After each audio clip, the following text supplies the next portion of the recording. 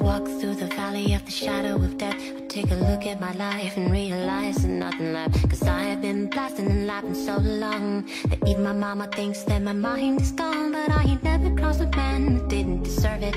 Maybe treated like a punk, you know that's.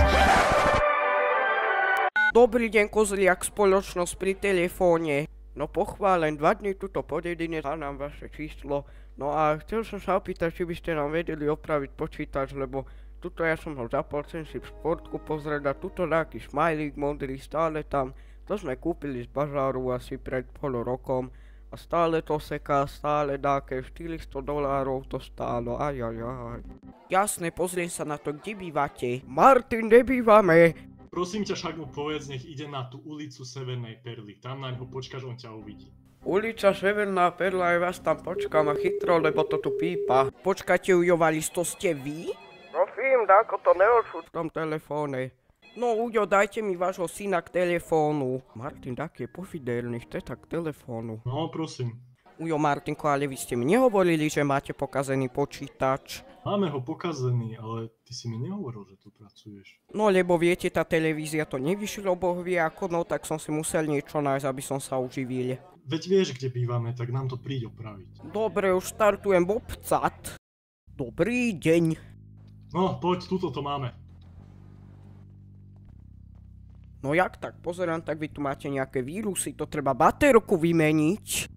Však ale prečo by si vymenil baterku kvôli vírusom? Ja som tu IT technik. Ak budete takýto zlí, tak vám nedám zľavu kamarátsku. Počkaj, a ty chceš za to peniaze? No lebo viete, ja to mám teraz také ťažké, Šanko a Boženka sú desika v tom Rumunsku a tam si užívajú pláže a Boženka tam robí všelijaké tie fotky. A čo robia v Rumunsku? No však, lebo oni tam pracujú a keď majú voľno, tak chodia na pláž a Boženka tam robí tie fotky na Instagram a potom z toho má peniaze, neviem ako sa volá také zamestnanie. Prečo nezobrali aj teba? No lebo ja som tu mal tú televíziu a ja som nechcel kvôli tomu odísť a teraz tu žijem v podnajme a ledva mám peniaze na benzín do Bobcatu.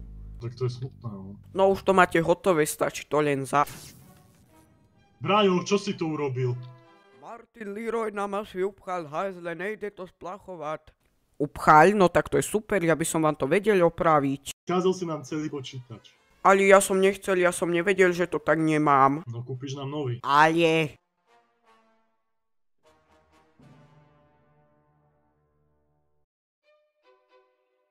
Máte zanechaný odkaz od šéf. Načítavam. Dobrý deň, dostavte sa do práce ihneď. Dobre, Ujo, na čo mi to čítaš? Ja mám oči. Jaj, človek nemá chvíľu pokoja. Ahoj, Braňko.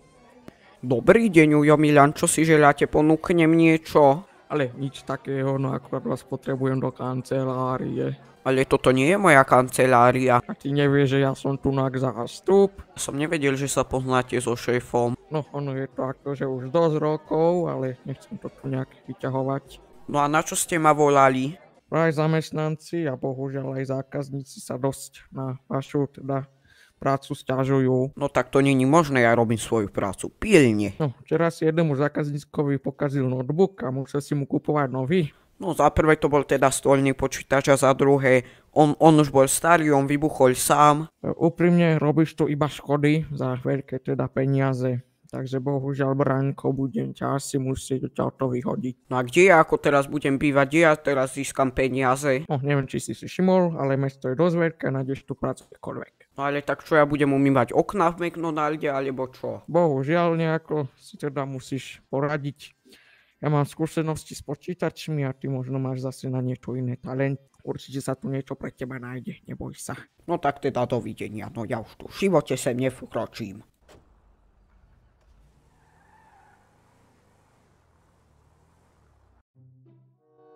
Pán Branislav, už 3 týždne čakám, kým mi na účet pristanú tie peniaze za nájom. To akože nie sa to zaplatiť, alebo ako nerozumiem. No viete, ale ja tu mám teraz ťažké, súrodenci sú v Európe, doba je zlá, viete, Ujo. Mrzí ma to, ale pokiaľ nezaplatíte ten nájom do 3 dní, budem musieť vyhodiť. No ja som si istý, že to nezaplatím. Tak sa môžete rovno pobaliť a nájsť si niečo lacnejšie. No tak ja idem upratovať.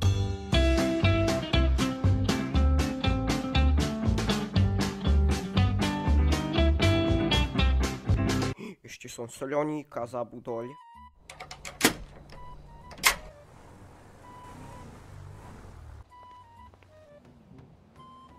Ujo, Martinko, no stala sa taká vec. Čo sa stalo? No lebo oni ma vyhodili z domu a teraz ja nemám kde bývať, lebo ja som tam neplatil nejaký znájom či čo.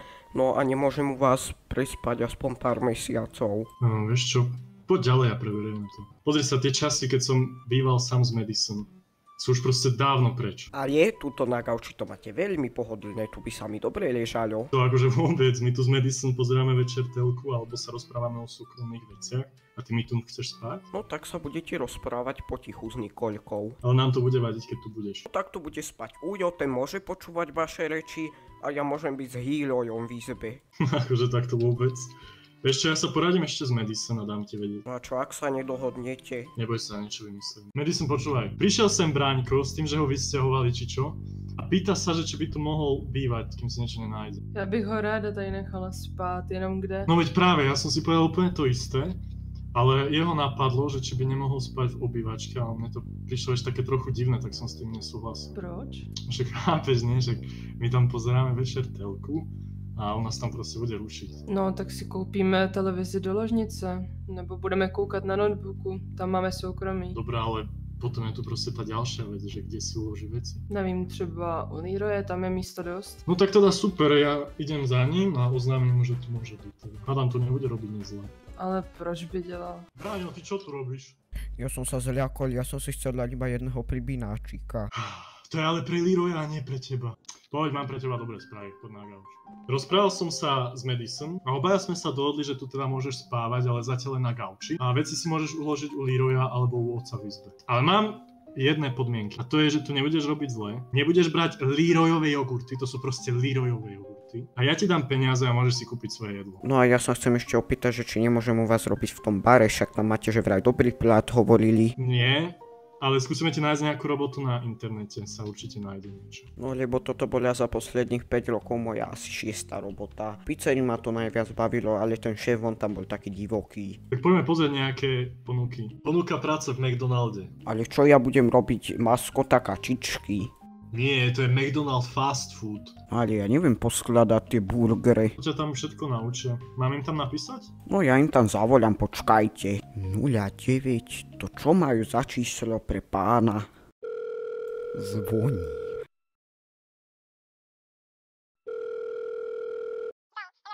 Dobrý deň, ja by som mal záujem u vás robiť v McDonalde. No ja mám veľa skúseností, ja som už robil vo veľa reštauráciách, len tam to bolo také divoké, veľa sa aj zavrela, lebo boli tie vírusy a toto všetko. No vidíte, no ja by som prišiel zajtra, dáte mi ten formulár, čo ste hovorili, áno, no hej, dobre, ja si to už urobím a prídem. No dovidenia, Ujo.